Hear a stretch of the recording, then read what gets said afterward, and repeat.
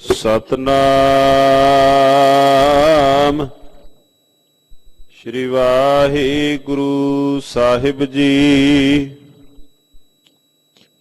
वडहंस महला चौथा घर दूजा एक ओंकार सतगुर प्रसाद। मैं मन वड्डी आस हरी क्यों कर हर दर्शन पावा। हाँ जाए पुछा अपने सतगुर गुर पुछ मन मुगद समझावा। मैं मन वड्डी आस हरी क्यों कर हर दर्शन पावा। हाँ जाए पुछा अपने सतगुर गुर पुछ मन मुगद समझावा। भूला मन समझै गुर शब्दी हर हर सदा त्याए। नानक जिस नदर करे मेरा प्यारा सो हर चरणी चित लाए। हाँ सब वेश करी फिर कारण जे हर प्रभ साचे पावा। सो फिर प्यारा मैं नदर ना देखा हाँ क्यों कर धीरज पावा। जिस कारण हाँ श्रृंगार श्रृंगारी सो फिर रत्ता मेरा अवरा। नानक धन धन धन सुहागण जिन फिर रावड़ा सच सवरा। हाँ जाए पुछा सुहाग सुहागण तुसी क्यों फिर पायड़ा प्रभ मेरा। मैं ऊपर नदर करी फिर सच है मैं छोड़ियड़ा मेरा तेरा। सब मन तन जियो करहो हर प्रभ का इत मार्ग पैणे मिलिया। आपनड़ा प्रभ नदर कर देख नानक जोत ज्योति रलिया। जो हर प्रभ का मैं देश नेहा तिस मन तन अपना देवा। नित पखा फेरी सेवक मावा तिस आगा पानी ढोवा। नित नित सेव करी हर जन की जो हर हर कथा सुनाए। तन तन गुरु गुर सतगुर पूरा नानक मन आस पुजाए। गुर सज्जन मेरा मील हरे जित मिल हर नाम ते आवा। गुर सतगुर पासों हर गोष्ठ पुछा कर सांझी हर गुण गावा। गुण गावा नित नित सद हर के मन जीवा नाम सुन तेरा। नानक जित वेला विसरै मेरा स्वामी तित वेला मर जाए जियो मेरा। हर वेखन को सब कोई लोचा सो वेखा जिस आप वेखाले। जिस नौ नदर करे मेरा प्यारा सो हर हर सदा संभाले। सो हर हर नाम सदा सदा संभाले। जिस सतगुर पूरा मेरा मिलिया। नानक हर जन हर इके होए हर जप हर सेती रलिया। सो हर हर नाम सदा सदा संभाले। जिस सतगुर पूरा मेरा मिलिया। ਨਾਨਕ ਹਰ ਜਨ ਹਰ ਇੱਕੇ ਹੋਏ, ਹਰ ਜਪ ਹਰ ਸੇਤੀ ਰਲਿਆ। ਵਾਹਿਗੁਰੂ ਜੀ ਕਾ ਖਾਲਸਾ, ਵਾਹਿਗੁਰੂ ਜੀ ਕੀ ਫਤਿਹ। ਜੁਗੋ ਜੁਗ ਅਟਲ ਸਤਿਗੁਰੂ ਸ੍ਰੀ ਗੁਰੂ ਗ੍ਰੰਥ ਸਾਹਿਬ ਜੀ ਦੇ ਪਾਵਨ ਪਵਿੱਤਰ ਚਰਨਾਂ 'ਚ ਇਕੱਤਰ ਹੋਏ ਗੁਰੂ ਕਾ ਖਾਸ ਰੂਪ ਗੁਰੂ ਖਾਲਸਾ ਸਾਧ ਸੰਗਤ ਜੀਓ, ਧੰਤਾ ਦੇ ਪਾਤਰ ਹੋ। ਅੰਮ੍ਰਿਤ ਵੇਲੇ ਤੋਂ ਸਤਿਗੁਰੂ ਨੌਵੇਂ ਪਾਤਸ਼ਾਹ ਦੇ ਪਵਿੱਤਰ ਪਾਵਨ ਸੱਚਖੰਡ ਦਰਬਾਰ ਅੰਦਰ ਹਾਜ਼ਰੀਆਂ ਭਰ ਕੇ ਆਪਣੇ ਜੀਵਨ ਦੀਆਂ ਘੜੀਆਂ ਗੁਰੂ ਲੇਖੇ ਲਾ ਕੇ ਸਫਲਾ ਔਰ ਸਕਾਰਥਾ ਕਰ ਰਹੇ। ਤੁਰਕੀ ਅਕਾਲੀ ਬਾਣੀ ਸ੍ਰੀ ਆਸਾ ਜੀ ਦੀ ਵਾਰ ਦੇ ਸ਼ਬਦ ਕੀਰਤਨ ਰਾਗੀ ਸਿੰਘਾਂ ਦੀ ਰਸਨਾ ਤੋਂ ਆਪ ਜੀ ਨੇ ਸਰਵਣ ਕੀਤੇ ਹਨ। ਉਪਰੰਤ ਸਮਾਂ ਹੋ ਆਇਆ ਹੈ ਸਤਿਗੁਰਾਂ ਦੇ ਸ਼ਬਦ ਦੀ ਵਿਚਾਰ ਦਾ। ਗੁਰਸਿੱਖ ਅੰਮ੍ਰਿਤ ਵੇਲੇ ਸਤਿਗੁਰਾਂ ਦੇ ਪਾਵਨ ਸ਼ਬਦ ਨੂੰ, ਗੁਰਬਾਣੀ ਨੂੰ ਵਿਚਾਰ ਕੇ ਉਸ ਵਿਚਾਰ ਦੇ ਅਨੁਸਾਰ ਆਪਣੀ ਦਿਨ ਚਰਿਆ ਨੂੰ ਬਤੀਤ ਕਰਨ ਦਾ ਯਤਨ ਕਰਦੇ ਹਨ। ਗੁਰਬਾਣੀ ਦੇ ਵਿਚਾਰ ਨਾਲ, ਗੁਰਬਾਣੀ ਦੇ ਕੀਰਤਨ ਨਾਲ ਆਪਣੇ ਦਿਨ ਦੀ ਪ੍ਰਾਰੰਭਤਾ ਕਰਨੀ ਇਹ ਗੁਰਸਿੱਖਾਂ ਦੇ ਹਿੱਸੇ ਆਇਆ ਹੈ। ਗੁਰਬਾਣੀ ਸਾਡੇ ਜੀਵਨ ਦਾ ਆਧਾਰ ਹੈ, ਗੁਰਬਾਣੀ ਸਾਡੇ ਜੀਵਨ ਦੀ ਰੋਹ ਰੀਤ ਹੈ। ਗੁਰਬਾਣੀ ਨੇ ਸਾਨੂੰ ਰੋਹ ਰੀਤ ਦ੍ਰਿੜ ਕਰਾਉਣੀ ਹੈ। ਇਸ ਕਰਕੇ ਗੁਰਬਾਣੀ ਤੋਂ ਬਿਨਾਂ ਸਿੱਖ ਦੇ ਜੀਵਨ ਦੀ ਕਲਪਨਾ ਵੀ ਨਹੀਂ ਕੀਤੀ ਜਾ ਸਕਦੀ। ਜਾਂ ਇਸ ਤਰ੍ਹਾਂ ਕਹਿ ਸਕਦੇ ਹਾਂ ਵੀ ਗੁਰਬਾਣੀ ਚੋਂ ਹੀ ਸਿੱਖੀ ਦੇ ਭਾਵ, ਸਿੱਖੀ ਉਪਜਦੀ ਹੈ। ਮੂਲ ਗੁਰਬਾਣੀ ਤੋਂ ਗੁਰਬਾਣੀ ਗੁਰਸਿੱਖ ਆਪਣੇ ਜੀਵਨ ਵਿੱਚ ਆਪਣੇ ਸਰੀਰ ਦਾ, ਆਪਣੇ ਮਨ ਦਾ, ਆਪਣੀ ਰੂਹ ਦਾ ਅਨਿਖੜਵਾਂ ਸਵਰੂਪ ਜਾਣਦੇ ਹਨ। ਗੁਰਬਾਣੀ ਦਾ ਅਦਬ ਕਰਨਾ, ਗੁਰਬਾਣੀ ਦਾ ਸਤਿਕਾਰ ਕਰਨਾ, ਗੁਰਬਾਣੀ ਦੇ ਭੈ ਵਿੱਚ ਰਹਿਣਾ, ਸਤਿਗੁਰਾਂ ਦੇ ਭੈ ਵਿੱਚ ਰਹਿਣਾ, ਇਹ ਹਰ ਇੱਕ ਗੁਰਸਿੱਖ ਦਾ ਧਰਮ ਹੈ, ਹਰ ਇੱਕ ਗੁਰਸਿੱਖ ਦਾ ਕਰਤੱਵ ਹੈ। ਜਿਹੜੇ ਸਤਿਗੁਰਾਂ ਦੀ ਬਾਣੀ ਦਾ ਭੈ ਅਦਬ ਨਹੀਂ ਰੱਖਦੇ, ਸਤਿਗੁਰਾਂ ਦੀ ਬਾਣੀ ਦੇ ਅਦਬ ਦੇ ਵਿੱਚ ਨਹੀਂ ਚੱਲਦੇ, ਉਹਨਾਂ ਨੂੰ ਗੁਰੂ ਕੇ ਸਿੱਖ ਹੋਣ ਦਾ ਕੋਈ ਹੱਕ ਨਹੀਂ ਹੈ। ਜਿਨ ਭੈ ਅਦਬ ਨਾ ਬਾਣੀ ਧਾਰਾ, ਜਾਨੋ ਸੋ ਸਿੱਖ ਨਹੀਂ ਹਮਾਰਾ। ਜਿਹੜੇ ਗੁਰਬਾਣੀ ਦਾ ਅਦਬ ਭੈ ਨਹੀਂ ਰੱਖਦੇ, ਸਤਿਗੁਰੂ ਜੀ ਕਹਿੰਦੇ ਉਹ ਸਾਡਾ ਸਿੱਖ ਨਹੀਂ ਹੈ। ਤੋ ਗੁਰਬਾਣੀ ਦਾ ਅਦਬ ਕਰਿਆ ਕਰੀਏ, ਗੁਰਬਾਣੀ ਦਾ ਸਤਿਕਾਰ, ਜਿੰਨਾ ਗੁਰਬਾਣੀ ਦਾ ਅਦਬ ਰੱਖਾਂਗੇ, ਸਤਿਕਾਰ ਕਰਾਂਗੇ, ਗੁਰਬਾਣੀ ਉਤਨੀ ਸਾਡੇ ਹਿਰਦੇ 'ਚ ਵਸੇਗੀ। ਅਦਬ ਤੋਂ ਬਾਅਦ ਫਿਰ ਗੁਰਬਾਣੀ ਨੂੰ ਪੜ੍ਹਨਾ ਹੈ, ਅਦਬ ਦੇ ਸਹਿਤ ਪੜ੍ਹਨਾ, ਸਤਿਕਾਰ ਸਹਿਤ ਪੜ੍ਹਨਾ। ਇਹ ਜਾਣ ਕੇ ਪੜ੍ਹਨਾ ਹੈ ਕਿ ਗੁਰਬਾਣੀ ਸਤਿਗੁਰੂ ਸੱਚੇ ਪਾਤਸ਼ਾਹ ਦਾ ਸਵਰੂਪ ਹੈ। ਤੋ ਸਤਿਗੁਰੂ ਜੀ ਨੇ ਅੰਮ੍ਰਿਤ ਵੇਲੇ ਜੋ ਸ੍ਰੀ ਮੁਖ ਵਾਕ ਦੀ ਦਾਤ ਸਾਨੂੰ ਸਾਰਿਆਂ ਨੂੰ ਬਖਸ਼ਿਸ਼ ਕੀਤੀ ਹੈ, ਚੌਥੇ ਪਾਤਸ਼ਾਹ ਸੋਢੀ ਸੁਲਤਾਨ ਸਤਿਗੁਰੂ ਜਗਤ ਗੁਰੂ ਸ੍ਰੀ ਗੁਰੂ ਰਾਮਦਾਸ ਜੀ ਮਹਾਰਾਜ ਅੱਜ ਦੇ ਪਾਵਨ ਪਵਿੱਤਰ ਸ਼ਬਦ ਦੀ ਦਾਤ ਸਾਨੂੰ ਸਾਰਿਆਂ ਨੂੰ ਬਖਸ਼ਿਸ਼ ਕਰ ਰਹੇ ਨੇ। ਕੁਝ ਸਮੇਂ ਲਈ ਆਪਣੀਆਂ ਸੁਰਤੀਆਂ ਬਿਰਤੀਆਂ ਗੁਰੂ ਪਾਤਸ਼ਾਹ ਦੇ ਚਰਨਾਂ ਨਾਲ ਜੋੜੀਏ। ਇਕਾਗਰਤਾ ਬਣਾਉਣ ਵਾਸਤੇ ਸਮੂਹ ਮਾਈ ਭਾਈ ਆਪਣੀ ਰਸਨਾ ਨੂੰ ਪਵਿੱਤਰ ਕਰੋ। ਆਖੋ ਜੀ ਸਤਿਨਾਮ ਵਾਹਿਗੁਰੂ ਸਾਹਿਬ ਜੀ। ਸਤਿਨਾਮ ਵਾਹਿਗੁਰੂ ਸਾਹਿਬ ਜੀ। ਵਡਹੰਸ ਮਹੱਲਾ ਚੌਥਾ। ਘਰ ਦੂਜਾ।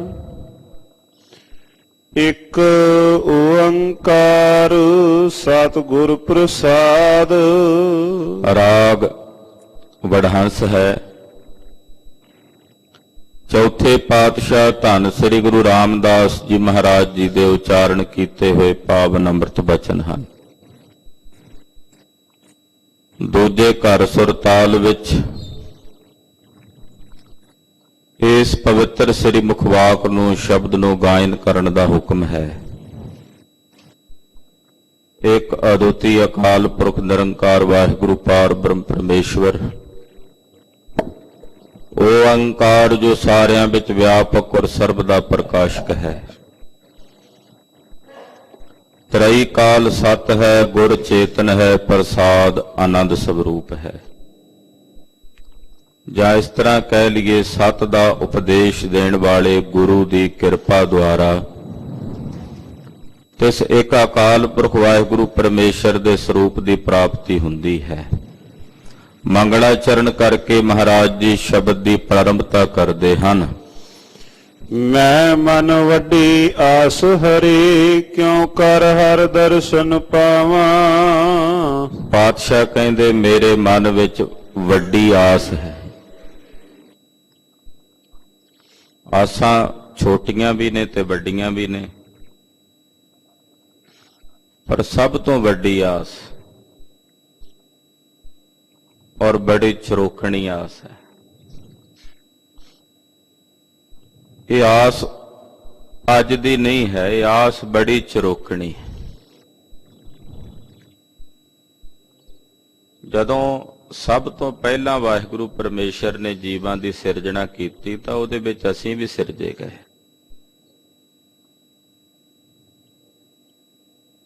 ਕਦੋਂ ਸਿਰਜੇ ਗਏ, ਕਿੰਨਾ ਸਮਾਂ ਪਹਿਲਾਂ ਸਿਰਜੇ ਗਏ, ਇਹਦੇ ਬਾਰੇ ਕੁਝ ਨਹੀਂ ਕਿਹਾ ਜਾ ਸਕਦਾ।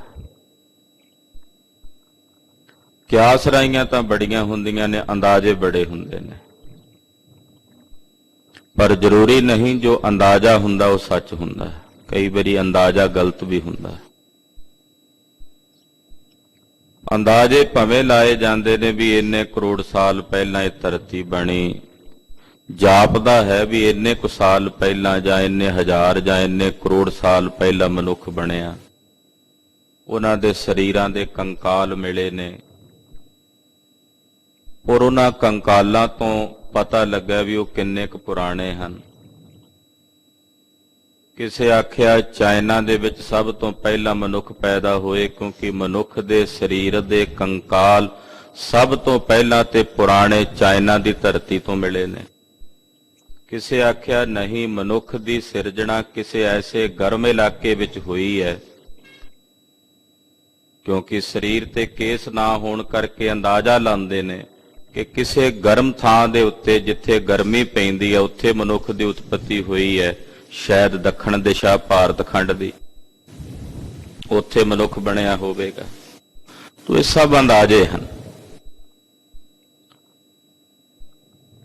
ਜਦੋਂ ਦੀ ਉਤਪਤੀ ਹੋਈ ਹੈ ਉਸ ਮੂਲ ਤੋਂ ਅਸੀਂ ਉਦੋਂ ਦੇ ਵਿਛੜੇ ਹੋਏ ਹਾਂ। ਜਾਂ ਇਸ ਤਰ੍ਹਾਂ ਕਹਿ ਸਕਦੇ ਹਾਂ, ਸਾਡੇ ਜਨਮ ਤੇ ਮਰਨ ਦੀ ਯਾਤਰਾ ਉਦੋਂ ਤੋਂ ਚੱਲੀ ਹੋਈ ਹੈ ਔਰ ਜਨਮ ਮਰਨ ਦੀ ਉਹ ਯਾਤਰਾ ਵਿੱਚ ਕਈ ਵਾਰ ਇਹੋ ਜਿਹੇ ਸਰੀਰਾਂ ਵਿੱਚ ਵੀ ਆਏ ਹੋਵਾਂਗੇ ਤੇ ਕਈ ਵਾਰ ਅਨੇਕ ਪ੍ਰਕਾਰ ਦੀਆਂ ਜੋਨੀਆਂ ਵਿੱਚ ਵੀ ਆਏ ਹੋਵਾਂਗੇ।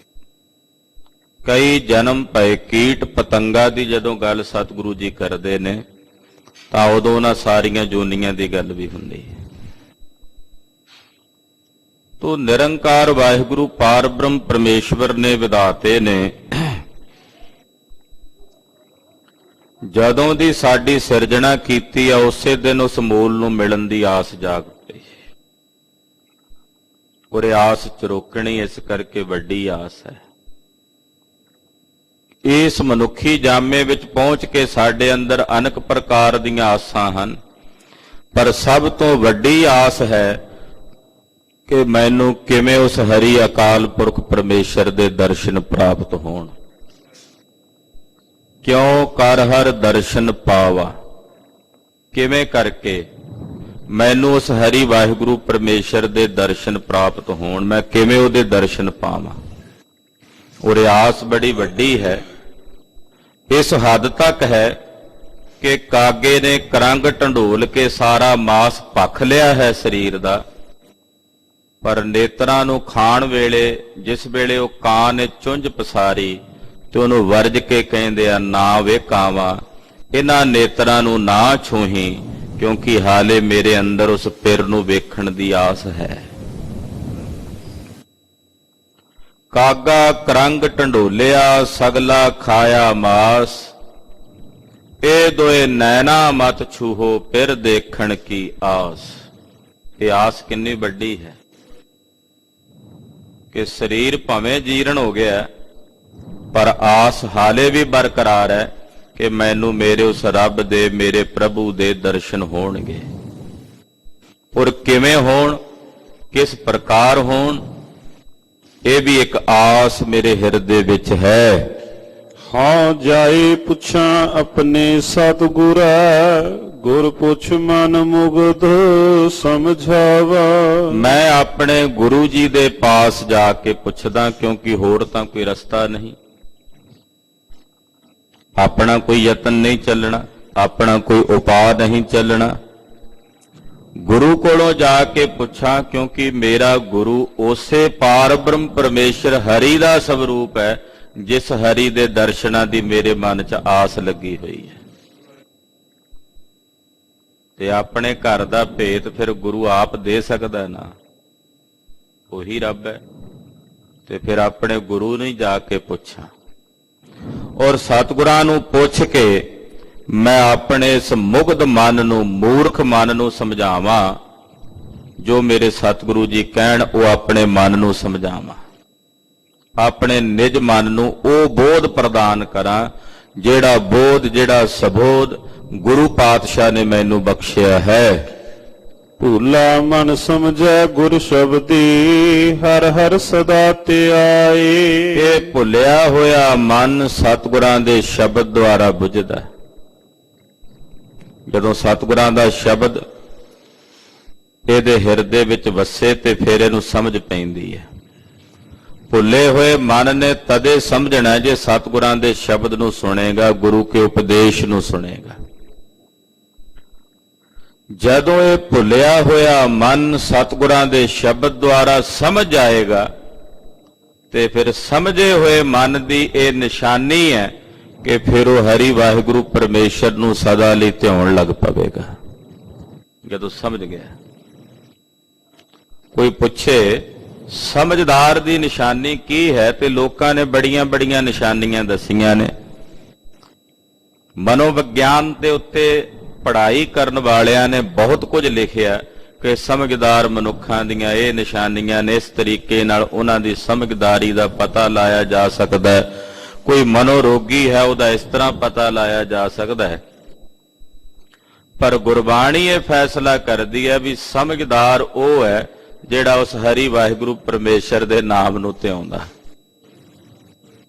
ਆਮ ਕਰਕੇ ਦੁਨੀਆ ਦੇ ਲੋਕ ਕਈ ਵਾਰੀ ਨਾਮ ਜਪਣ ਵਾਲਿਆਂ ਨੂੰ ਕਹਿ ਦਿੰਦੇ ਨੇ ਵੀ ਇਹ ਮਸਤਾਨੇ ਨੇ, ਦੀਵਾਨੇ ਨੇ, ਪਾਗਲ ਨੇ, ਬੌਰੇ ਨੇ।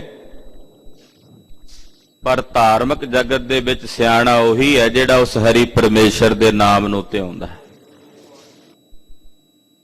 ਤੇ ਜਿਹੜਾ ਨਾਮ ਨਹੀਂ ਧਿਆਉਂਦਾ ਤੇ ਉਹਨਾਂ ਨੂੰ ਮੇਰੇ ਪਾਤਸ਼ਾਹ ਕਮਲਾ ਕਹਿੰਦੇ ਨੇ ਵੀ ਇਹ ਜਗਤ ਕਮਲਿਆਂ ਦਾ ਹੈ, ਜੇ ਪਰਮੇਸ਼ਰ ਦਾ ਨਾਮ ਨਹੀਂ ਜਪਦਾ। ਵਿਣ ਨਾਮ ਹੈ ਜਗ ਕਮਲਾ ਫਿਰੈ। ਤੋ ਭਾਈ ਜਿਨ੍ਹਾਂ ਦਾ ਮਨ ਸਮਝ ਗਿਆ ਸਤਿਗੁਰਾਂ ਦੇ ਸ਼ਬਦ ਦੁਆਰਾ, ਉਹੀ ਉਸ ਹਰੀ ਅਕਾਲ ਪੁਰਖ ਪਰਮੇਸ਼ਰ ਦੇ ਨਾਮ ਨੂੰ ਸਦਾ ਲਈ ਧਿਆਉਂਦੇ ਹਨ। ਨਾਨਕ ਜਿਸ ਨਦਰ ਕਰੇ ਮੇਰਾ ਪਿਆਰਾ, ਸੋ ਹਰ ਚਰਣੀ ਚਿਤ ਲਾਏ। ਧੰਨ ਗੁਰੂ ਰਾਮਦਾਸ ਪਾਤਸ਼ਾਹ ਫਰਮਾਉਂਦੇ ਹਨ ਕਿ ਜਿਸ ਤੇ ਮੇਰਾ ਪਿਆਰਾ ਵਾਹਿਗੁਰੂ ਆਪਣੀ ਨਜ਼ਰ ਕਰਦਾ ਹੈ, ਉਹੀ ਉਸ ਹਰੀ ਅਕਾਲ ਪੁਰਖ ਪਰਮੇਸ਼ਰ ਦੇ ਚਰਨਾਂ ਨਾਲ ਆਪਣਾ ਚਿੱਤ ਲਾਉਂਦਾ। ਉਸੇ ਦਾ ਚਿੱਤ ਉਸ ਨਿਰੰਕਾਰ ਪਰਮੇਸ਼ਰ ਦੇ ਚਰਨਾਂ ਨਾਲ ਜੁੜਦਾ ਹੈ, ਜਿਸ ਤੇ ਮੇਰੇ ਸਤਿਗੁਰੂ ਪਿਆਰੇ ਜੀ ਆਪਣੀ ਨਜ਼ਰ ਕਰਦੇ ਹਨ। ਆਓ ਸਭ ਵੇਸ ਕਰੀ ਪਿਰ ਕਾਰਨ, ਜੇ ਹਰ ਪ੍ਰਭ ਸਾਚੇ ਪਾਵਾ। ਮੈਂ ਜਿੰਨੇ ਵੇਸ ਕੀਤੇ ਨੇ ਹੁਣ ਤਾਈਂ, ਜਿੰਨੇ ਕਰਮ ਕੀਤੇ ਨੇ ਜਾਂ ਕਰ ਰਿਹਾ, ਮੇਰੇ ਸਾਰੇ ਵੇਸ ਕੇਵਲ ਇੱਕੋ ਇੱਕ ਕਾਰਨ ਕਰਕੇ ਨੇ ਕਿ ਮੈਂ ਕਿਸੇ ਤਰੀਕੇ ਆਪਣੇ ਹਰੀ ਪ੍ਰਭੂ ਦੀ ਪ੍ਰਾਪਤੀ ਕਰ ਲਵਾਂ। ਉਸ ਲਈ ਕੀਤੇ ਨੇ ਵੇਸ। ਸੁਹਾਗਣ ਦਾ ਕੀਤਾ ਹੋਇਆ ਵੇਸ, ਉਹਦਾ ਕੀਤੇ ਹੋਏ 16 ਸ਼ਿੰਗਾਰ, ਉਹ ਕੇਵਲ ਉਹਦੇ ਪਤੀ ਦੀ ਰੀਝਤਾਈ ਲਈ ਹੁੰਦੇ ਨੇ। ਤੋ ਮੇਰੇ ਵੱਲੋਂ ਕੀਤੇ ਜਾਣ ਵਾਲੇ ਜਿਤਨੇ ਆਚਰਣ ਨੇ, ਜਿਤਨੇ ਕਰਮ ਨੇ, ਉਹ ਇਸੇ ਲਈ ਹਨ ਕਿ ਮੈਨੂੰ ਮੇਰੇ ਪਿਰ ਵਾਹਿਗੁਰੂ ਪਰਮੇਸ਼ਰ ਦੇ ਸਰੂਪ ਦੀ ਪ੍ਰਾਪਤੀ ਹੋ ਜਾਏ, ਕਿ ਮੈਨੂੰ ਉਸ ਨਿਰੰਕਾਰ ਪਰਮੇਸ਼ਰ ਦੇ ਸਰੂਪ ਦੀ ਪ੍ਰਾਪਤੀ ਹੋ ਜਾਵੇ, ਮੈਂ ਉਸ ਨੂੰ ਭਾ ਜਾਵਾਂ। ਸੋ ਪਿਰ ਪਿਆਰਾ ਮੈਂ ਨਦਰ ਨਾ ਦੇਖੈ, ਹਉ ਕਿਉ ਕਰ ਧੀਰਜ ਪਾਵਾਂ। ਪਰ ਮੈਂ ਜਿੰਨੇ ਵੇਸ ਕੀਤੇ ਉਸ ਵਾਹਿਗੁਰੂ ਵਾਸਤੇ ਕੀਤੇ, ਪਰਮੇਸ਼ਰ ਲਈ ਕੀਤੇ, ਪਰ ਉਸ ਨੇ ਮੇਰੇ ਵੱਲ ਆਪਣੀ ਨਜ਼ਰ ਕਰਕੇ ਵੀ ਨਹੀਂ ਵੇਖਿਆ। ਜਿਸ ਲਈ ਇੰਨਾ ਤਾਮ-ਝਾਮ ਕੀਤਾ, ਉਸ ਨੇ ਵੇਖਿਆ ਤੱਕ ਵੀ ਨਹੀਂ ਮੇਰੇ ਵੱਲ, ਤੇ ਹੁਣ ਮੈਨੂੰ ਧੀਰਜ ਕਿਵੇਂ ਮਿਲੇ? ਕਿਉਂ ਨਹੀਂ ਵੇਖਿਆ? ਇਹਦਾ ਕਾਰਨ ਕੀ ਸੀ? ਕਿ ਪ੍ਰਮਾਤਮਾ ਇਹਦੇ ਵੱਲੋਂ ਕੀਤੇ ਹੋਏ ਹਾਰ ਸ਼ਿੰਗਾਰ ਨੂੰ, ਇਹਦੇ ਵੱਲੋਂ ਕੀਤੀ ਹੋਈ ਮਸ਼ੱਕਤ ਤੇ ਮਿਹਨਤ ਨੂੰ ਵੇਖ ਕੇ ਨਜ਼ਰਅੰਦਾਜ਼ ਕਰਦਾ? ਨਹੀਂ। ਕੋਈ ਨਾ ਕੋਈ ਕਮੀ ਰਹਿ ਗਈ ਹੋਵੇਗੀ ਇਹਦੇ ਸ਼ਿੰਗਾਰ ਵਿੱਚ, ਤਦੇ ਨਹੀਂ ਵੇਖਿਆ। ਆਖੋ ਸਤਿਨਾਮ ਸ੍ਰੀ। ਇੱਕ ਮਹਾਤਮਾ ਦਾ ਬੜਾ ਸੁੰਦਰ ਕਥਨ, ਉਹ ਕਹਿੰਦਾ, ਸੋਹਣੀ ਸੇਜ ਵਿਛਾਓ, ਸੋਹਣਾ ਉੱਤੇ ਉਪਾਧਾਨ ਰੱਖੋ, ਸੇਜਾ ਬੰਦ ਰੱਖੋ, ਐਨ ਬਿਸਤਰਾ ਸਾਫ਼ ਕਰਕੇ ਮਜਾਲ ਆ ਉਹਦੇ ਵਿੱਚ ਕਿਤੇ ਚਾਦਰ 'ਚ ਇੱਕ ਵੱਟ ਵੀ ਹੋਵੇ। ਵਿਛਾਓ ਤੇ ਉਡੀਕੋ ਮੇਰਾ ਸਾਹਿਬ ਆਵੇ, ਤੇ ਇਸ ਸੇਜਾ ਤੇ ਬਿਰਾਜਮਾਨ ਹੋਵੇ। ਉਡੀਕਦਿਆਂ ਸਮਾਂ ਬੀਤੇ, ਨਾ ਆਵੇ, ਅਗਲੇ ਦਿਨ ਫਿਰ ਦੁਬਾਰਾ ਸੇਜਾ ਬਣਾਓ, ਕਿਉਂਕਿ ਹੋ ਸਕਦਾ ਸੇਜਾ ਹਾਲੇ ਪੂਰੀ ਤਿਆਰੀ ਨਹੀਂ ਹੈ, ਕੋਈ ਨਾ ਕੋਈ ਕਮੀ ਹੈ। ਫਿਰ ਬਣਾਓ, ਫਿਰ ਤਿਆਰ ਕਰੋ ਸੇਜਾ, ਫਿਰ ਉਡੀਕੋ, ਨਹੀਂ ਆਇਆ, ਹਾਲੇ ਵੀ ਕੋਈ ਨਾ ਕੋਈ ਕਮੀ ਹੈ, ਅਗਲੇ ਦਿਨ ਫਿਰ ਤਿਆਰੀ ਕਰੋ। ਹੋ ਇਸੇ ਤਰ੍ਹਾਂ ਦੀ ਤਿਆਰੀ ਕਰਦਿਆਂ ਇੱਕ ਦਿਨ ਐਸਾ ਆਵੇਗਾ ਕਿ ਜੀਵ ਦੇ ਅੰਤਸ਼ਕਰਣ ਦੀ ਸੇਜਾ ਤੇ ਉਹ ਪਤੀ ਪ੍ਰਮਾਤਮਾ ਆਣ ਕੇ ਬਿਰਾਜੇਗਾ। ਕਹਿੰਦੇ ਸ਼ਿੰਗਾਰ ਕੀਤੇ ਨੇ ਜਿਸ ਲਈ, ਕਰਮ ਕੀਤੇ ਨੇ ਜਿਸ ਲਈ ਵੀ ਉਹਨੂੰ ਭਾ ਜਾਈਏ, ਤੇ ਉਹ ਤਾਂ ਮੇਰੇ ਵੱਲ ਵੇਖਦਾ ਤੱਕ ਵੀ ਨਹੀਂ। ਹੁਣ ਮੈਨੂੰ ਧੀਰਜ ਕਿਵੇਂ ਮਿਲੇ? ਇਹਦਾ ਕਾਰਨ ਹੈ, ਜ਼ਰੂਰ ਕੀਤੇ ਹੋਏ ਇਸ ਸ਼ਿੰਗਾਰ ਵਿੱਚ ਕਮੀ ਹੈ, ਕੋਈ ਖਾਮੀ ਹੈ, ਜ਼ਰੂਰ ਕਿਤੇ ਨਾ ਕਿਤੇ ਸੂਖਮ ਹਉਮੈ ਆ ਗਈ ਹੈ ਵੀ ਮੈਂ ਇੰਨੇ ਕਰਮ ਕੀਤੇ ਨੇ, ਮੈਂ ਇੰਨਾ ਭਲਾ ਕੀਤਾ, ਮੈਂ ਇੰਨਾ ਪਾਠ ਪੂਜਾ ਕਰ ਲਿਆ। ਜ਼ਰੂਰ ਹਾਲੇ ਕਿਤੇ ਨਾ ਕਿਤੇ ਸੂਖਮ ਹਉਮੈ ਆ ਗਈ ਹੈ। ਸ਼ਾਇਦ ਇਸੇ ਕਰਕੇ ਉਸ ਪਿਰ ਨੇ ਮੇਰੇ ਵੱਲ ਨਜ਼ਰ ਕਰਕੇ ਨਹੀਂ ਵੇਖਿਆ। ਜਿਸ ਕਾਰਨ ਹਉ ਸ਼ਿੰਗਾਰ ਸ਼ਿੰਗਾਰੀ, ਸੋ ਪਿਰ ਰਤਾ ਮੇਰਾ ਅਵਰਾ। ਜਿਸ ਰੱਬ ਲਈ ਮੈਂ ਸ਼ਿੰਗਾਰ ਕੀਤੇ, ਜਿਸ ਰੱਬ ਵਾਸਤੇ ਮੈਂ ਅਨੇਕ ਪ੍ਰਕਾਰ ਦੇ ਵੇਸ ਬਣਾਏ, ਮੇਰਾ ਉਹ ਰੱਬ, ਮੇਰਾ ਉਹ ਪਤੀ ਪ੍ਰਮਾਤਮਾ ਮੇਰੇ ਵੱਲ ਵੇਖਦਾ ਤੱਕ ਵੀ ਨਹੀਂ, ਤੇ ਹੋਰ ਜਿਹੜੀਆਂ ਜੀਵ ਰੂਪੀ ਇਸਤਰੀਆਂ ਨੇ ਉਹਨਾਂ ਵਿੱਚ ਰੰਗਿਆ ਹੋਇਆ। ਮੇਰੇ ਵੱਲ ਨਹੀਂ ਵੇਖਦਾ, ਪਰ ਹੋਰ ਕਈ ਮਹਾਤਮਾ ਨੇ, ਕਈ ਸਾਧੂ ਨੇ ਜਿਨ੍ਹਾਂ ਵਿੱਚੋਂ ਮਿਲਿਆ ਹੋਇਆ, ਤੇ ਮੈਂ ਤਾਂ ਉਹਨਾਂ ਵਿੱਚੋਂ ਕਿਸੇ ਵਰਗੀ ਹਾਂ ਹੀ ਨਹੀਂ, ਤਦੇ ਤਾਂ ਮੇਰੇ ਵੱਲ ਵੇਖਦਾ ਨਹੀਂ। ਉਹ ਮਹਾਤਮਾ, ਉਹ ਸਾਧੂ ਜਿਨ੍ਹਾਂ ਵਿੱਚੋਂ ਰਮਿਆ ਹੋਇਆ, ਉਹ ਬੜੇ ਸ੍ਰੇਸ਼ਟ ਨੇ, ਸਰਵੋਤਮ ਨੇ, ਤਦੇ ਉਹਨਾਂ ਨਾਲ ਮਿਲਿਆ ਹੋਇਆ ਨਾ, ਤਦੇ ਉਹਨਾਂ ਵਿੱਚ ਭੇਦ ਹੋ ਰਿਹਾ, ਤਦੇ ਤੇ ਉਹਨਾਂ ਨਾਲ ਰਲੀਆਂ ਮਾਣਦਾ, ਤੇ ਮੇਰੇ ਵੱਲ ਉਹ ਨਜ਼ਰ ਕਰਕੇ ਵੀ ਨਹੀਂ ਵੇਖਦਾ। ਨਾਨਕ ਧੰਨ ਧੰਨ ਧੰਨ ਸੁਹਾਗਣ, ਜਿਨ ਪਿਰ ਰਾਵਿੜਾ ਸਚ ਸਵਰਾ। ਤੇ ਜਿਹੜੇ ਉਹ ਰੱਬ ਦੇ ਪਿਆਰੇ, ਜਿਨ੍ਹਾਂ ਨੂੰ ਉਹ ਰਾਵਦਾ ਹੈ, ਜਿਨ੍ਹਾਂ ਨਾਲ ਉਹ ਮਿਲਿਆ ਹੋਇਆ, ਕਹਿੰਦੇ ਉਹਨਾਂ ਸੁਹਾਗਣਾਂ ਨੂੰ ਵੇਖ ਕੇ ਮੇਰੇ ਮਨ 'ਚ ਈਰਖਾ ਨਹੀਂ ਹੋਈ, ਸਗੋਂ ਮੇਰੇ ਮਨ 'ਚ ਇਹ ਭਾਵਨਾ ਹੋਈ ਵੀ ਇਹ ਸੁਹਾਗਣਾ ਧਨ ਨੇ, ਧਨ ਨੇ ਸੁਹਾਗਣਾ, ਜਿਨ੍ਹਾਂ ਨਾਲ ਮੇਰਾ ਉਹ ਪਿਰ ਰਵਿਆ ਹੋਇਆ, ਇਹਨਾਂ ਨੂੰ ਆਪਣੇ ਵਿੱਚ ਰਾਬ ਦਾ ਭੇਦ ਕਰਦਾ ਹੈ। ਕਿਉਂਕਿ ਮੈਂ ਤਾਂ ਕੇਵਲ ਨਾਂ ਦੀ ਸੁਚੱਜੀ ਸਾਂ, ਇਸੇ ਕਰਕੇ ਉਸ ਰੱਬ ਨੂੰ ਨਹੀਂ ਪਾਈ। ਇਹ ਅਸਲ ਵਿੱਚ ਸੁਚੱਜੀਆਂ ਨੇ ਤਾਂ ਉਹਨੂੰ ਪਾਉਂਦੀਆਂ। ਅੰਮਾਲੀ ਹੋਂ ਖਰੀ ਸੁਚੱਜੀ, ਤੈ ਸਹਿ ਏਕ ਨਾ ਪਾਵਾ। ਸਭ ਸਹੀਆਂ ਸਹੁ ਰਾਵਣ ਗਈਆਂ, ਹੋਂ ਦਾਧੀ ਕੈ ਦਰ ਜਾਵਾਂ। ਮੈਂ ਸੜੀ ਹੋਈ ਕਿਸ ਥਾਂ ਤੇ ਜਾਵਾਂ। ਤੋ ਜਿਨ੍ਹਾਂ ਨੂੰ ਉਹ ਰਾਵਦਾ ਹੈ, ਉਹ ਸੁਹਾਗਣਾ, ਉਹ ਮਹਾਤਮਾ, ਉਹ ਸਤਪੁਰਸ਼, ਉਹ ਤਤਵੇਤਾ, ਧਨ ਹਨ, ਧਨ ਹਨ, ਧਨ ਹਨ। ਹਾਂਜੀ, ਹਉ ਜਾਏ ਪੁੱਛਾਂ ਸੁਹਾਗ ਸੁਹਾਗਣ, ਤੁਸੀਂ ਕਿਉ ਫਿਰ ਪਾਇਣਾ ਪ੍ਰਭ ਮੇਰਾ। ਮੈਂ ਹੁਣ ਉਹਨਾਂ ਸੁਹਾਗਣਾ ਕੋਲ, ਯਾਨੀ ਕਿ ਉਹਨਾਂ ਪਿਆਰਿਆਂ ਕੋਲ ਜਾਵਾਂ, ਸਤਪੁਰਸ਼ਾਂ ਕੋਲ ਜਾ ਕੇ ਪੁੱਛਾਂ, ਮਹਾਰਾਜ ਸੰਤ ਜੀ ਤੁਸੀਂ ਕਿਵੇਂ ਪਾਇਆ ਆਪਣੇ ਉਸ ਪਿਰ ਵਾਹਿਗੁਰੂ ਪਰਮੇਸ਼ਰ ਨੂੰ। ਮੈਂ ਤਾਂ ਬੜੇ ਸ਼ਿੰਗਾਰ ਕੀਤੇ ਸਨ, ਉਹਨੇ ਮੇਰੇ ਵੱਲ ਵੇਖਿਆ ਤੱਕ ਨਹੀਂ। ਉਹ ਤਾਂ ਤੁਹਾਡੇ 'ਚ ਰੰਗਿਆ ਹੋਇਆ, ਉਹਦੀ ਨਿਗਾਹ ਤੁਹਾਡੇ ਤੇ ਹੈ, ਮੇਰੇ ਵੱਲ ਤਾਂ ਵੇਖਦਾ ਵੀ ਨਹੀਂ। ਦੱਸੋ ਖਾਂ ਰੱਬ ਦੇ ਪਿਆਰਿਓ ਮਹਾਂਪੁਰਸ਼ੋ, ਉਹਨਾਂ ਸਤਪੁਰਸ਼ਾਂ ਨੂੰ ਸੁਹਾਗਣਾ ਨੂੰ ਜਾ ਕੇ ਪੁੱਛਾਂ, ਤੁਸੀਂ ਕਿਉਂ ਪਿਰ ਪਾਇੜਾ ਪ੍ਰਭ ਮੇਰਾ। ਤੁਸੀਂ ਕਿਵੇਂ ਕਰਕੇ ਉਸ ਮੇਰੇ ਪ੍ਰਭੂ ਨੂੰ ਪ੍ਰਾਪਤ ਕੀਤਾ ਹੈ। ਮੈਂ ਉਪਰ ਨਦਰ ਕਰੀ ਫਿਰ ਸਾਚੈ, ਮੈਂ ਛੋੜਿਆੜਾ ਮੇਰਾ ਤੇਰਾ।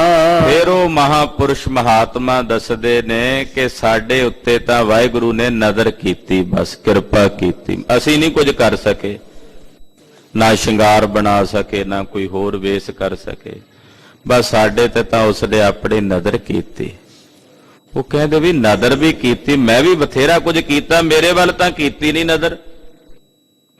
ਮੈਂ ਵੀ ਬੜੇ ਵੇਸ ਬਣਾਏ ਸੀ, ਮੇਰੇ ਤੇ ਤਾਂ ਨਜ਼ਰ ਵੀ ਨਹੀਂ ਕੀਤੀ, ਕਰਕੇ ਵੇਖਿਆ ਵੀ ਨਹੀਂ। ਉੱਪਰ ਕਹਿ ਆਏ ਨੇ ਵੀ ਮੇਰੇ ਤੇ ਤਾਂ ਮੇਰੇ ਵਾਹਿਗੁਰੂ ਨੇ ਨਜ਼ਰ ਕੀਤੀ ਨਹੀਂ, ਤੁਹਾਡੇ ਤੇ ਕਿਵੇਂ ਕੀਤੀ।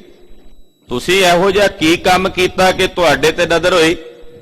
ਤੇ ਫਿਰ ਉਹ ਦੱਸਦੇ ਐ, ਕਹਿੰਦੇ ਆ ਗੁਰਮੁਖਾ ਐ ਜਗਿਆਸੂਆ, ਅਸੀਂ ਆਪਣੇ ਅੰਦਰੋਂ ਮੇਰ ਤੇਰ ਦੀ ਬਿਰਤੀ ਛੱਡ ਦਿੱਤੀ ਸੀ, ਇਸ ਕਰਕੇ ਨਜ਼ਰ ਹੋਈ ਹੈ। ਮੈਂ ਛੋੜਿਆੜਾ ਮੇਰਾ ਤੇਰਾ, ਤੇਰੇ ਅੰਦਰ ਜੇ ਮੇਰ ਤੇਰ ਹੈ ਸੀ ਵੀ ਮੈਂ ਕੀਤਾ ਵੇਸ, ਮੈਂ ਬਣਾਇਆ ਸ਼ਿੰਗਾਰ, ਤਾਂ ਵੇਖਿਆ ਨਹੀਂ ਉਹਨੇ, ਇਹੀ ਤਾਂ ਕਮੀ ਸੀ। ਅਸੀਂ ਇਹ ਛੱਡ ਹੀ ਦਿੱਤੀ ਮੇਰ ਤੇਰ, ਬਸ ਉਹਦੇ ਦਰ ਤੇ ਆ ਕੇ ਪੈ ਗਏ, ਟਹਿ ਪਏ। ਜਦੋਂ ਟਹਿ ਪਏ ਮੇਰ ਤੇਰ ਛੱਡ ਕੇ, ਬਸ ਫਿਰ ਉਹਨੇ ਨਜ਼ਰ ਕੀਤੀ, ਫਿਰ ਉਹਨੇ ਤਰਸ ਕੀਤਾ। ਸਭ ਮਨ ਤਨ ਜੀਉ ਕਰੋ ਹਰ ਪ੍ਰਭ ਕਾ, ਇਤ ਮਾਰਗ ਭੈਣੇ ਮਿਲਿਆ। ਐ ਕਾਮਣੀ ਤੈਨੂੰ ਦੱਸ ਦਿੰਨੇ ਆ, ਆਪਣਾ ਮਨ, ਆਪਣਾ ਤਨ, ਆਪਣਾ ਜੀੜਾ, ਆਪਣਾ ਇਹ ਜੀਵਨ ਆਪਣੇ ਉਸ ਹਰੀ ਪ੍ਰਭੂ ਦਾ ਕਰਕੇ ਉਹਦੇ ਚਰਨਾਂ 'ਚ ਸਮਰਪਣ ਕਰ ਦੇ। ਇਹੀ ਇੱਕ ਰਾਹ ਹੈ ਭੈਣੇ, ਜਿਸ ਰਾਹ ਤੇ ਚੱਲ ਕੇ ਤੂੰ ਉਹਨੂੰ ਮਿਲ ਸਕਦੀ। ਸਮਰਪਣ ਹੋ ਜਾ। ਸਮਰਪਣ ਹੀ ਤਾਂ ਨਹੀਂ ਹੋਇਆ ਜਾਂਦਾ, ਸਭ ਤੋਂ ਔਖਾ ਕੰਮ ਤਾਂ ਹੈ ਹੀ ਸਮਰਪਣ ਦਾ। ਇਹੀ ਸਭ ਤੋਂ ਔਖੀ ਘਾਟੀ ਹੈ ਸਮਰਪਣ ਦੀ।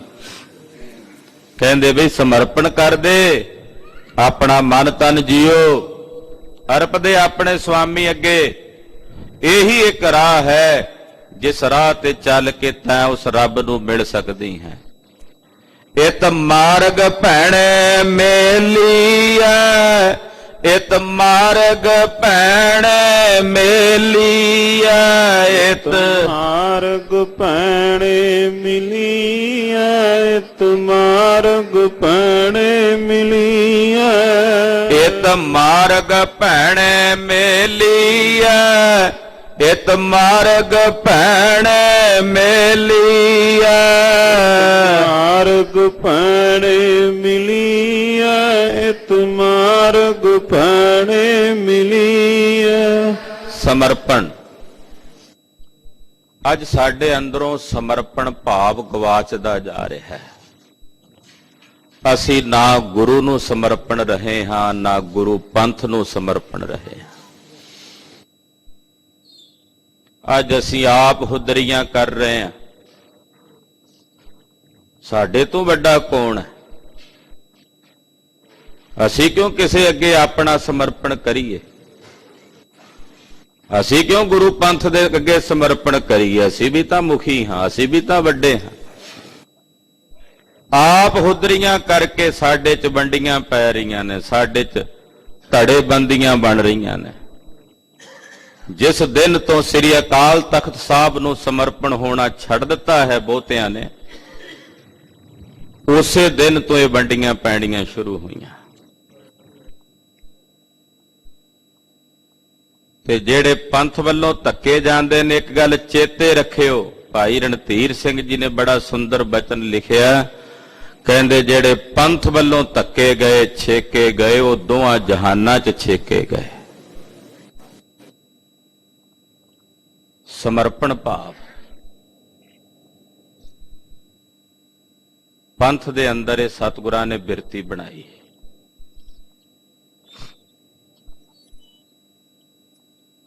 ਉਹ ਅੱਜ ਕਿਤੇ ਨਾ ਕਿਤੇ ਸਾਡੇ ਵਿੱਚ ਘਟ ਰਿਹਾ ਹੈ।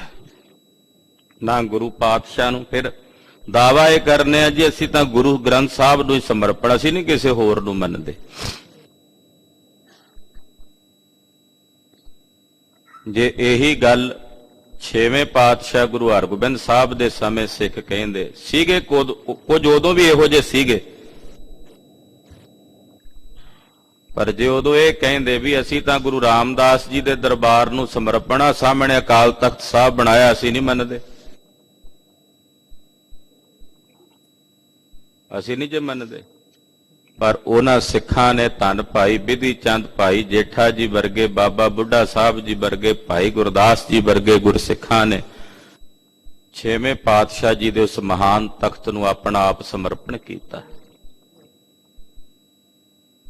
ਉਹ ਜਾਣਦੇ ਸਨ ਕਿ ਪੰਥਕ ਫੈਸਲੇ ਇੱਥੋਂ ਹੀ ਹੋਣਗੇ ਜਿੱਥੇ ਸਾਰੇ ਸਿੱਖਾਂ ਨੂੰ ਲਾਮਬੰਦ ਕੀਤਾ ਜਾ ਸਕਦਾ ਹੈ। ਖੈਰ ਸੋਝੀ ਆਵੇ, ਪੰਥ ਵਿੱਚ ਏਕਤਾ ਬਣੇ, ਇਤਫਾਕ ਬਣੇ, ਗੁਰੂ ਅੱਗੇ ਅਰਦਾਸ ਹੈ। ਦਇਆਨਿਧ ਸੁਆਮੀ ਇੱਥੇ ਫਰਮਾਨ ਕਰਦੇ ਨੇ, ਹੇ ਭੈਣੇ ਸਮਰਪਣ ਕਰ ਗੁਰੂ ਅੱਗੇ, ਪਰਮੇਸ਼ਰ ਅੱਗੇ। ਇਹੀ ਇੱਕ ਰਾਹ ਹੈ ਜਿਸ ਰਸਤੇ ਤੇ ਚੱਲ ਕੇ ਭੈਣੇ ਤੂੰ ਉਸ ਰੱਬ ਨੂੰ ਮਿਲ ਸਕਦੀ ਹੈ। ਆਪਨੜਾ ਪ੍ਰਭ ਨਦਰ ਕਰ ਦੇਖੈ, ਨਾਨਕ ਜੋਤ ਜੋਤੀ ਰਲੀਐ। ਆਪਨੜਾ ਪ੍ਰਭ ਨਦਰ ਕਰ ਦੇਖੈ, ਆਪਣਾ ਪ੍ਰਭੂ ਵਾਹਿਗੁਰੂ ਫਿਰ ਉਹ ਤੇਰੇ ਤੇ ਨਜ਼ਰ ਕਰਕੇ ਵੇਖੇਗਾ। ਜਦੋਂ ਉਹਦੇ ਅੱਗੇ ਸਮਰਪਣ ਕਰੇਂਗੀ ਉਹ ਫਿਰ ਤੇਰੇ ਤੇ ਵੀ ਨਜ਼ਰ ਕਰੇਗਾ। ਜਿਸ ਦਿਨ ਉਹਨੇ ਤੇਰੇ ਤੇ ਨਜ਼ਰ ਕੀਤੀ, ਤੇਰੀ ਜੋਤ ਉਸ ਜੋਤੀ ਸਰੂਪ ਵਾਹਿਗੁਰੂ ਪਰਮੇਸ਼ਰ ਵਿੱਚ ਮਿਲ ਕੇ ਇੱਕ ਬਿਕ ਹੋ ਜਾਏਗੀ। ਜੋਤ ਜੋਤੀ ਰਲੀਐ, ਤੇਰੀ ਜੋਤ ਉਸ ਜੋਤੀ ਸਰੂਪ ਵਾਹਿਗੁਰੂ ਵਿੱਚ ਮਿਲ ਕੇ ਅਭੇਦ ਹੋ ਜਾਏਗੀ, ਯਾਨੀ ਕਿ ਤੇਰੀ ਆਤਮਾ ਉਸ ਪਰਮਾਤਮਾ ਵਿੱਚ ਵਿਲੀਨ ਹੋ ਜਾਏਗੀ। ਜੋ ਹਰ ਪ੍ਰਭ ਕਾ ਮੈਂ ਦੇ ਸਨੇਹਾ, ਤਿਸ ਮਨ ਤਨ ਆਪਣਾ ਦੇਵਾ। ਜਿਹੜਾ ਮੈਨੂੰ ਮੇਰੇ ਹਰੀ ਪ੍ਰਭੂ ਦਾ ਸੁਨੇਹਾ ਦੇਵੇ, ਕਹਿੰਦੇ ਮੈਂ ਤਾਂ ਉਹਨੂੰ ਵੀ ਆਪਣਾ ਮਨ ਤਨ ਭੇਟ ਕਰ ਦਿਆਂ। ਮੇਰੇ ਹਰੀ ਪ੍ਰਭੂ ਦਾ ਮੈਨੂੰ ਕੋਈ ਸੁਨੇਹਾ ਦੇਵੇ। ਕੋਈ ਜਨ ਹਰਿ ਸਿਉ ਦੇਵੈ ਜੋਰ, ਕੋਈ ਜਨ ਹਰਿ ਸਿਉ ਦੇਵੈ ਜੋਰ, ਕੋਈ ਜਨ ਹਰਿ ਸਿਉ ਦੇਵੈ ਜੋਰ, ਕੋਈ ਜਨ ਹਰਿ ਸਿਉ ਦੇਵੈ ਜੋਰ। ਚਰਨ ਗਹ ਬਕੋ ਸ਼ੋਭ ਰਸਨਾ, ਚਰਨ ਗਹ ਬਕੋ ਸ਼ੁਭ ਰਸਨਾ। ਚਰਨ ਗਹ ਬਕੋ ਸ਼ੁਭ ਰਸਨਾ, ਚਰਨ ਗਹ ਬਕੋ ਸ਼ੁਭ ਰਸਨਾ। ਦੀਜੈ ਪ੍ਰਾਨ ਅਕੋਰ, ਦੀਜੈ ਪ੍ਰਾਨ ਅਕੋਰ, ਦੀਜੈ ਪ੍ਰਾਣ ਅਕੋਰ, ਦੀਜੈ ਪ੍ਰਾਣ ਅਕੋਰ। ਕੋਈ ਰੱਬ ਦਾ ਪਿਆਰਾ ਮੈਨੂੰ ਮੇਰੇ ਹਰੀ ਪ੍ਰਭੂ ਦਾ ਸੁਨੇਹਾ ਦੇਵੇ। ਕਹਿੰਦੇ ਮੈਂ ਆਪਣਾ ਮਨ ਤਨ ਉਸ ਦੇ ਚਰਨਾਂ ਵਿੱਚ ਅਰਪ ਦੇਵਾਂ, ਭੇਟ ਕਰ ਦੇਵਾਂ। ਨਿਤ ਪੱਖਾ ਫੇਰੀ ਸੇਵ ਕਮਾਵਾਂ, ਤਿਸ ਆਗਾ ਪਾਣੀ ਢੋਵਾਂ। ਮੈਂ ਨਿਤ ਉਹਨਾਂ ਦੇ ਚਰਨਾਂ ਵਿੱਚ ਹਾਜ਼ਰ ਰਹਿ ਕੇ ਉਹਨਾਂ ਨੂੰ ਪੱਖਾ ਝੱਲਾਂ,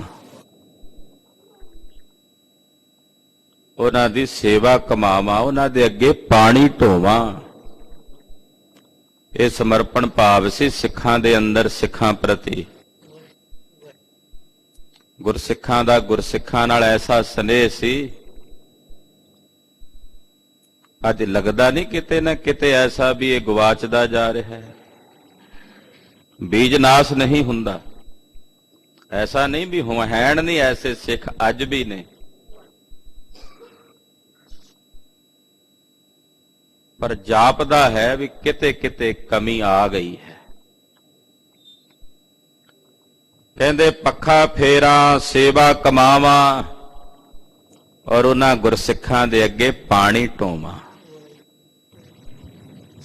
ਜਲ ਢੋਣ ਦੀ ਸੇਵਾ ਕਰਾਂ। ਅੱਜ ਕੱਲ ਚਲੋ ਗੁਰੂ ਘਰਾਂ ਵਿੱਚ ਪਾਣੀ ਦੇ ਪ੍ਰਬੰਧ ਹਨ। ਉਹਨਾਂ ਵੇਲਿਆਂ ਵਿੱਚ ਜਦੋਂ ਇਹ ਬਚਨ ਸਾਹਿਬ ਉਚਾਰੇ ਨੇ, ਪਾਣੀ ਦੂਰੋਂ ਵੀ ਲਿਆਉਣਾ ਪੈਂਦਾ ਸੀ। ਹਾਲਾਂਕਿ ਗੁਰੂ ਘਰਾਂ ਵਿੱਚ ਤਾਲ ਲਵਾਏ ਗਏ, ਬੌਲੀਆਂ ਲਵਾਈਆਂ ਗਈਆਂ, ਖੂਹ ਲਵਾਏ ਗਏ, ਪਰ ਫਿਰ ਵੀ ਜਲ ਢੋਣਾ ਹੀ ਪੈਂਦਾ ਸੀ ਨਾ। ਤੇ ਆਸਣ ਦੇ ਉੱਤੇ ਸਿੱਖ ਨੇ ਹੋਣਾ, ਉੱਥੇ ਜਲ ਲੈ ਕੇ ਆਉਣਾ, ਢੋ ਕੇ ਲੰਗਰ ਚੋਂ ਲੈ ਕੇ ਆਉਣਾ। ਅੱਜ ਵਾਂਗੂ ਥੋੜੀ ਹੁੰਦੀਆਂ ਸੀ ਮੋਟਰਾਂ ਵੀ ਲਾਈਆਂ ਤੇ ਬਿਜਲੀ ਗੁਰੂ ਘਰ ਦੀ ਫੁੱਕ ਰਹੀ ਹੈ, ਕੋਈ ਗੱਲ ਨਹੀਂ, ਜਿਉਂ ਪਾਣੀ ਰੋੜਨ ਲੱਗਦੇ ਹਾਂ ਅਸੀਂ, ਜਿਉਂ ਰੋੜਨ ਲੱਗਦੇ ਹਾਂ। ਜੇ ਦਿੱਤਾ ਹੋਵੇ ਘੜਾ ਇਹਨਾਂ ਨੂੰ ਵੀ ਜਾਓ ਇੱਥੋਂ, ਆਹ ਪਾਖੜਾ ਨਦੀ ਆ ਉੱਥੋਂ ਲਿਆਓ ਭਰ ਕੇ, ਉੱਥੋਂ ਫਿਰ ਜਦੋਂ ਲਿਆਉਣ ਭਰ ਕੇ ਫਿਰ ਆ ਕੇ ਰੋੜਨ, ਤੇ ਫਿਰ ਮੰਨੀਏ ਵੀ ਹਾਂ ਬੜੀ ਸੇਵਾ, ਬੜੀ ਵੱਡੀ ਸੇਵਾ। ਮੈਂ ਇਹ ਨਹੀਂ ਆਖਦਾ ਕਿ ਪਾਣੀ ਦੀ ਵਰਤੋਂ ਨਹੀਂ ਕਰਨੀ ਚਾਹੀਦੀ, ਪਰ ਸੰਜਮ ਤਾਂ ਰੱਖਣਾ ਚਾਹੀਦਾ। ਜਿੱਥੇ 10 ਲੀਟਰ ਪਾਣੀ ਨਾਲ ਸਰ ਸਕਦਾ ਹੈ, ਜ਼ਰੂਰੀ ਹੈ ਵੀ ਉੱਥੇ 1000 ਲੀਟਰ ਪਾਣੀ ਰੋੜਨਾ। ਕਿ ਇਹ ਜਲ ਸੋਮਾ ਨਹੀਂ, ਕਿ ਇਸੇ ਨੂੰ ਸਤਿਗੁਰਾਂ ਨੇ ਪਵਨ ਗੁਰੂ ਪਾਣੀ ਪਿਤਾ ਨਹੀਂ ਕਿਹਾ? ਕਿ ਇਹ ਸਿਧਾਂਤ ਸਾਡੇ ਹਿਰਦੇ 'ਚ ਦ੍ਰਿੜ ਨਹੀਂ ਹੋਣਾ ਚਾਹੀਦਾ? ਕਹੋ ਤਾਂ ਬਹੁਤਿਆਂ ਦੇ ਹਿਰਦਿਆਂ ਦੇ ਰੰਜ ਹੋ ਜਾਂਦੇ ਨੇ, ਬਹੁਤਿਆਂ ਦੇ ਮਨ ਕਹਿੰਦੇ ਜੀ ਤੁਸੀਂ ਸਾਡਾ ਮਨ ਤੋੜ ਦਿੱਤਾ। ਤੇ ਜਦੋਂ ਹੋਰ ਕਈਆਂ ਦਾ ਟੁੱਟਦਾ ਵੇਖ ਕੇ, ਜਦੋਂ ਦੂਜਿਆਂ ਦਾ ਹੋਰਾਂ ਦਾ ਟੁੱਟਦਾ, ਵੀ ਵੇਖੋ ਪਾਣੀ ਦੀ ਕਿੰਨੀ ਵੇਸਟੇਜ ਹੋ ਰਹੀ ਹੈ, ਕਿਤਨਾ ਇਹ ਫਜ਼ੂਲ ਗਵਾਇਆ ਜਾ ਰਿਹਾ ਹੈ। ਕਿ ਉਸ ਵਕਤ ਹੋਰਾਂ ਦੇ ਮਨ ਨਹੀਂ ਟੁੱਟਦੇ? ਤੁਹਾਡਾ ਮਨ ਟੁੱਟੇ ਤਾਂ ਮਨ ਹੈ, ਦੂਜਿਆਂ ਦਾ ਟੁੱਟੇ ਤਾਂ ਪੱਥਰ ਹੈ।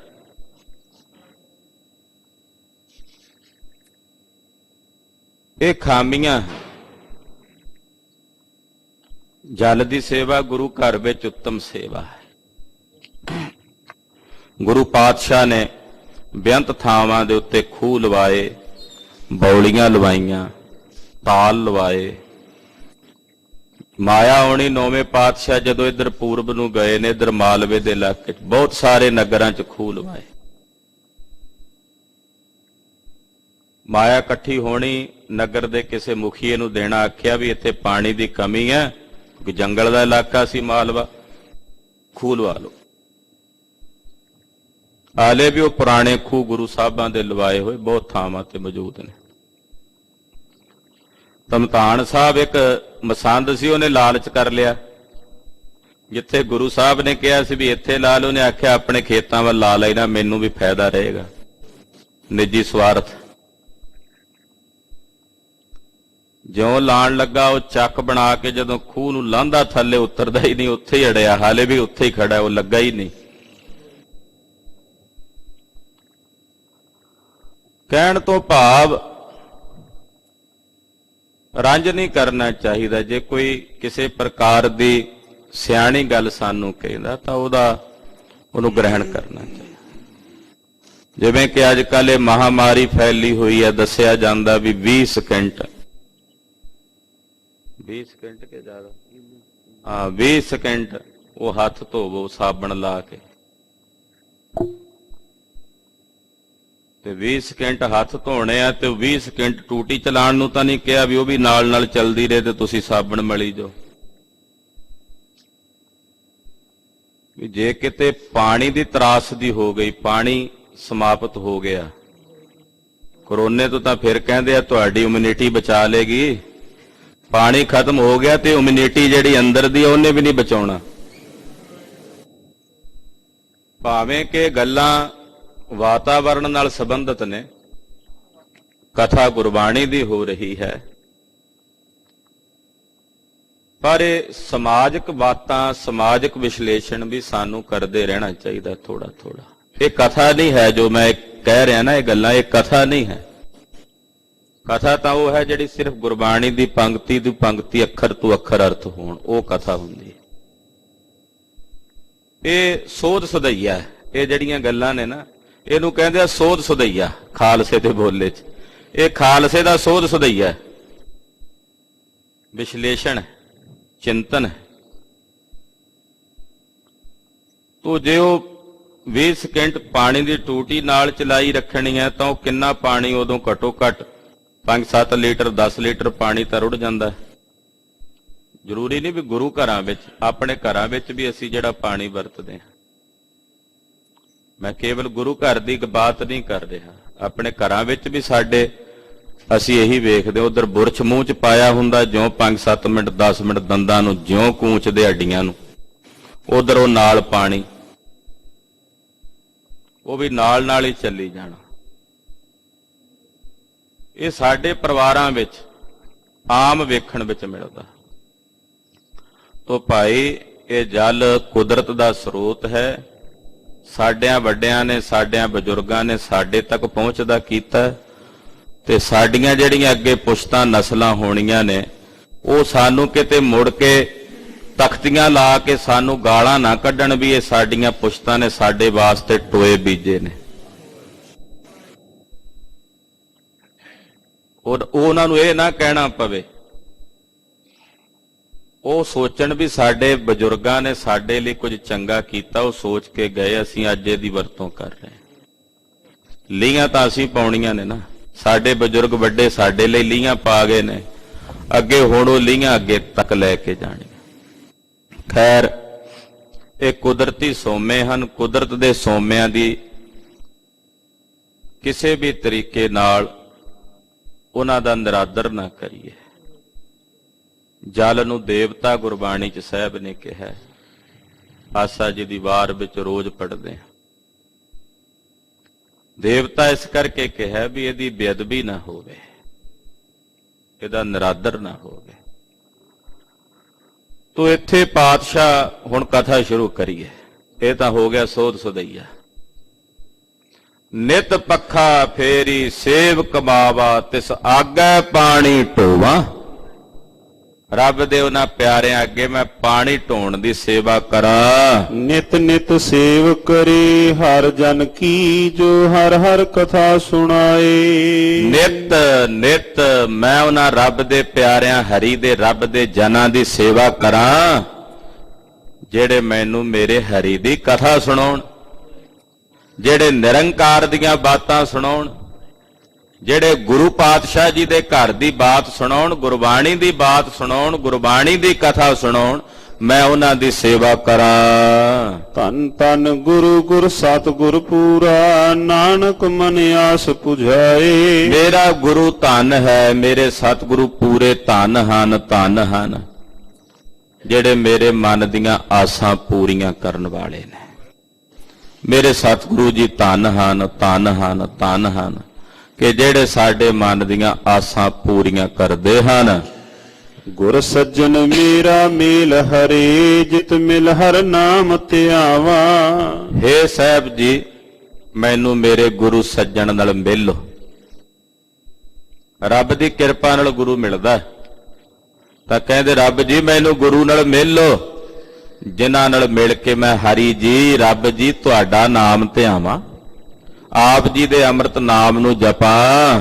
ਗੁਰ ਸਤਿਗੁਰ ਪਾਸੋਂ ਹਰ ਗੋਸ਼ਟ ਪੁੱਛਾਂ, ਕਰ ਸਾਂਝੀ ਹਰ ਗੁਣ ਗਾਂ। ਮੈਂ ਆਪਣੇ ਗੁਰੂ ਸਤਿਗੁਰੂ ਜੀ ਦੇ ਪਾਸੋਂ ਰੱਬ ਦੇ ਘਰ ਦੀ ਗੋਸ਼ਟ ਪੁੱਛਾਂ ਔਰ ਆਪਣੇ ਗੁਰੂ ਨਾਲ ਸਾਂਝ ਪਾ ਕੇ। ਸਾਂਝ ਕਿਵੇਂ ਪੈਂਦੀ ਹੈ ਗੁਰੂ ਨਾਲ? ਗੁਰੂ ਨੂੰ ਸ਼ਰਧਾ ਦੇ ਕੇ, ਸ਼ਰਧਾ ਬਦਲੇ ਗੁਰੂ ਕੋ ਉਪਦੇਸ਼ ਲੈਣਾ, ਇਹ ਸਾਂਝ ਬਣਾ ਕੇ ਫਿਰ ਮੈਂ ਹਰੀ ਜੀ ਤੁਹਾਡੇ ਗੁਣਾਂ ਨੂੰ ਗਾਵਾਂ। ਗਾਵਾਂ ਨਿਤ ਨਿਤ ਸਦ ਹਰ ਕੇ, ਮਨ ਜੀਵੈ ਨਾਮ ਸੁਣ ਤੇਰਾ। ਮੈਂ ਨਿਤ ਨਿਤ ਨਿਤ ਵਾਹਿਗੁਰੂ ਪਰਮੇਸ਼ਰ ਦੇ ਗੁਣ ਗਾਵਾਂ, ਕਿਉਂਕਿ ਹੇ ਸਾਹਿਬ ਜੀ ਮੇਰਾ ਮਨ ਤਦੇ ਜੀਵਦਾ ਜਦੋਂ ਮੈਂ ਤੁਹਾਡਾ ਨਾਮ ਸੁਣਦਾ ਹਾਂ। ਮਨ ਜੀਵੈ ਨਾਮ ਸੁਣ ਤੇਰਾ, ਮਨ ਜੀਵੈ ਨਾਮ ਸੁਣ ਤੇਰਾ। ਮਨ ਜੀਵੈ ਨਾਮ ਸੁਣ ਤੇਰਾ, ਮਨ ਜੀਵੈ ਨਾਮ ਸੁਣ ਤੇਰਾ। ਮਨ ਜੀਵੈ ਨਾਮ ਸੁਣ ਤੇਰਾ, ਮਨ ਜੀਵੈ ਨਾਮ ਸੁਣ ਤੇਰਾ। ਮਨ ਜੀਵੈ ਨਾਮ ਸੁਣ ਤੇਰਾ, ਮਨ ਜੀਵੈ ਨਾਮ ਸੁਣ ਤੇਰਾ। ਮਹਾਰਾਜ ਆਪ ਜੀ ਦਾ ਅੰਮ੍ਰਿਤ ਨਾਮ ਸੁਣ ਕੇ ਮੇਰਾ ਮਨ ਜੀਵਦਾ ਹੈ। ਨਾਨਕ ਜਿਤ ਵੇਲਾ ਵਿਸਰੈ ਮੇਰਾ ਸੁਆਮੀ, ਤਿਤ ਵੇਲਾ ਮਰ ਜਾਏ ਜੀਉ ਮੇਰਾ।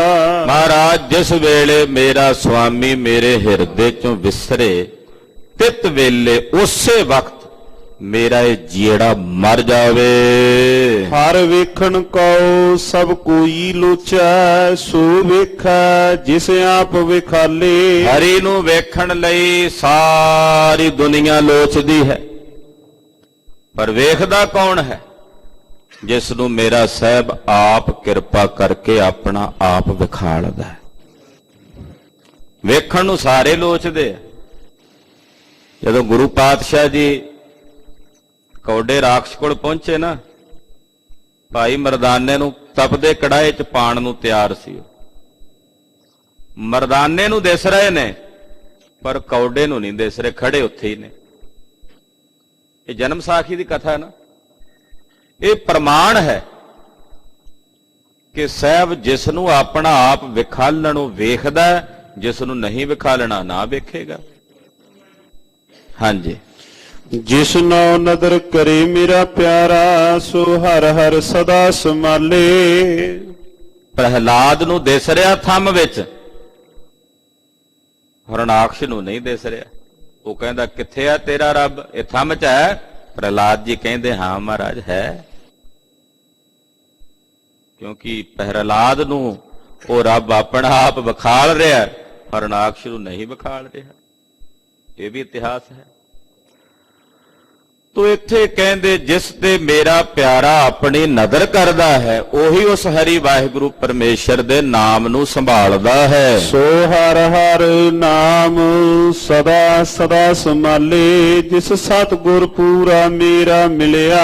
ਉਹ ਹਰੀ ਵਾਹਿਗੁਰੂ ਪਰਮੇਸ਼ਰ ਦੇ ਨਾਮ ਨੂੰ ਸਦਾ ਸਦਾ ਸੰਭਾਲਦਾ ਹੈ, ਜਿਨ੍ਹਾਂ ਨੂੰ ਮੇਰੇ ਪੂਰੇ ਸਤਿਗੁਰਾਂ ਦਾ ਮੇਲ ਪ੍ਰਾਪਤ ਹੁੰਦਾ ਹੈ।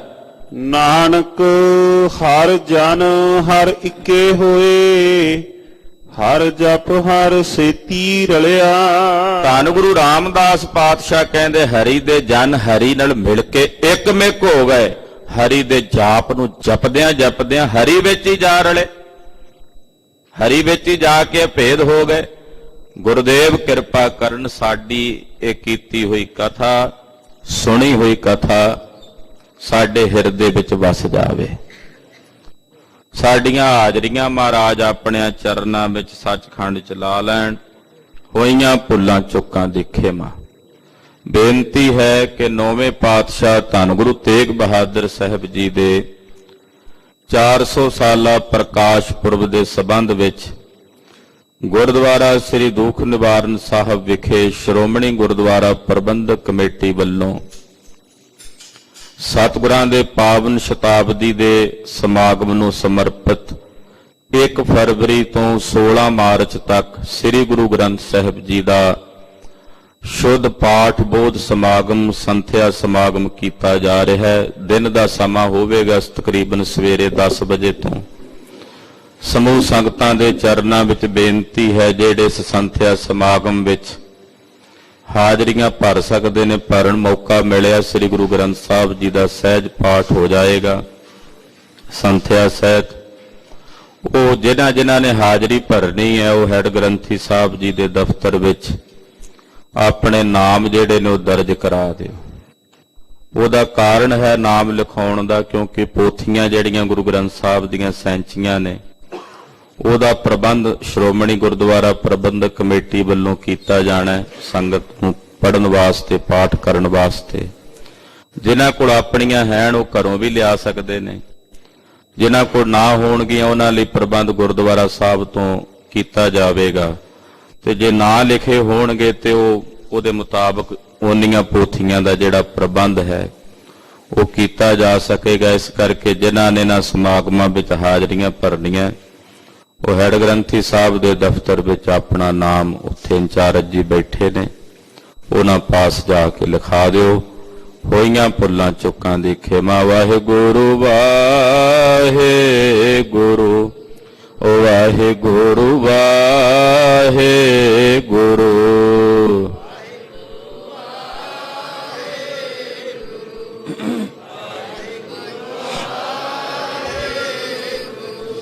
ਵਾਹਿਗੁਰੂ ਵਾਹਿਗੁਰੂ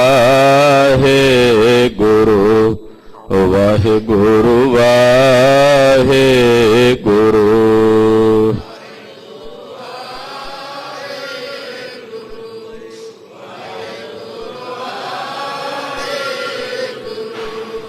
ਵਾਹਿਗੁਰੂ ਵਾਹਿਗੁਰੂ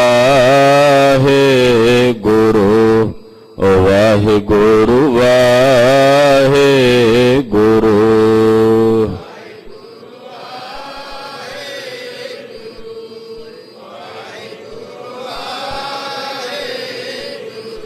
ਵਾਹਿਗੁਰੂ ਜੀ ਕਾ ਖਾਲਸਾ, ਵਾਹਿਗੁਰੂ ਜੀ ਕੀ ਫਤਿਹ।